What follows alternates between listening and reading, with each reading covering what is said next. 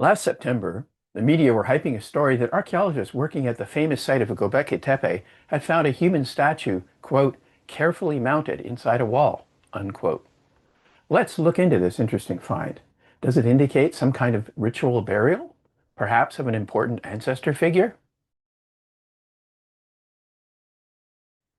The statue was found lying horizontally at the bottom of a stone wall between the large buildings B and D. As you can see in the photo, it's actually in a rather unceremonious position.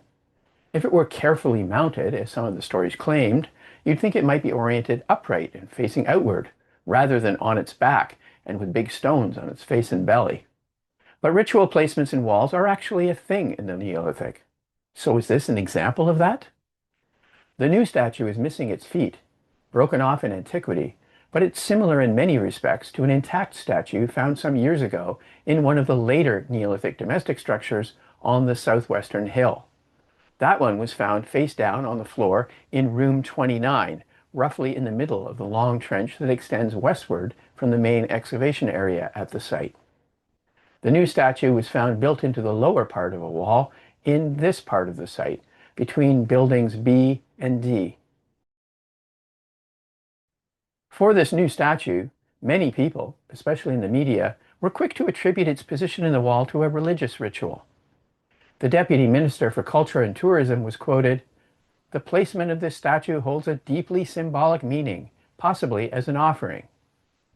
Writer and podcaster Austin Harvey proclaimed, "This rare find at Göbekli Tepe remains mysterious for now, although experts believe it was left there as a votive offering." ArchaeoNews said, "Experts suggest that its placement was deliberate and likely part of a ritual or ceremonial practices."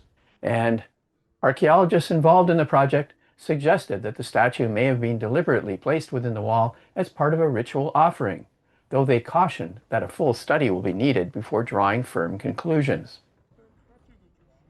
Team leader Neshmi Karel expressed some further caution that, quote, its placement within a wall complicates efforts to determine its exact function, but he continued that it may have been part of a ritual. This is the first time we've encountered a statue placed on its back, embedded within a wall, and in broken condition. Its meaning may become clearer as further studies are conducted, unquote.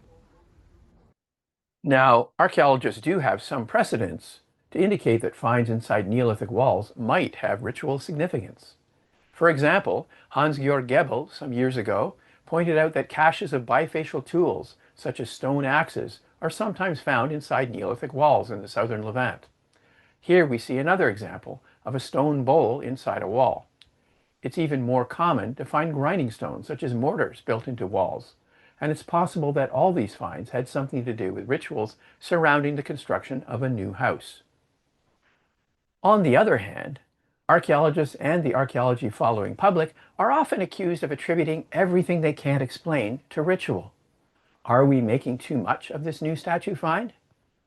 Broken stones with carvings on them are not uncommonly found apparently reused in new construction, as in the case of this stone bench at Karahan Tepe, which has a broken pillar reused in it, its carvings now appearing sideways.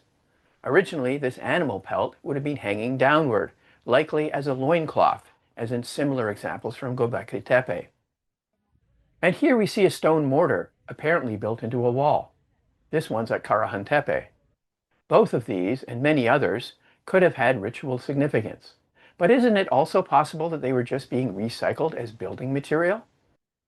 Here's an example I've always liked from the Tuscan village of Montepulciano in Italy. This house, called the Palazzo Bichelli, has its front wall decorated with recycled Roman and Etruscan gravestones and other bits and pieces of ancient carved stone. In Latin, these recycled stones are called spolia, and their use in Europe and the Near East in later antiquity was widespread. Is it possible that our recumbent statue was just another example of spolia? Well, one clue is that rather undignified position. If this was a ritual installment, one gets the distinct impression that it wasn't intended as one to honor the person depicted in the statue. After all, it's not only broken and lying on its back, but has a bunch of stones heaped on it. Whenever Neolithic people at Göbekli Tepe or Karahan Tepe put statues in a place of honor in their architecture, they carefully placed them upright and outward facing, as in this large statue of a man at Karahan Tepe, and this vulture statue that was installed in the bench a little to its left. By contrast, this new statue doesn't seem like it was meant ever to be seen again. Could it be that this was a person that people wanted to forget?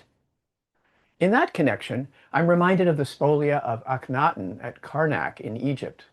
After that unpopular pharaoh died, his successors destroyed his temples, broke up their reliefs, and used the carved stones as fill inside of new construction, where they assumed no one would ever see them again. It took archaeologists, originally led by the Egyptologist Donald Redford, years to piece this giant jigsaw puzzle together again. This is just one case where intentional destruction of monuments led to the use of remnants as spolia. Or were the builders of this wall just making use of a convenient piece of broken statuary as building material? That could also be the reason that worn-out mortars are often built into walls. Once the mortar becomes so used that the pestle breaks a hole through the bottom, it's no longer useful as a mortar, but it's still perfectly serviceable as a building stone, albeit a hollow one. Mortars can end up this way either because they're worn through or their bottom has become so thin that they're about to wear out. In short, we don't really know why that broken statue was placed in the lower course of a stone wall. It could have been intentionally broken and placed there as part of a construction ritual, or to erase the memory of an unpopular leader, or it could have been simply a convenient piece of recycled building material. As Neshmi Karel cautioned, quote, interpretations about why the statue was placed there should be developed gradually over time. Thank you for watching and stay safe.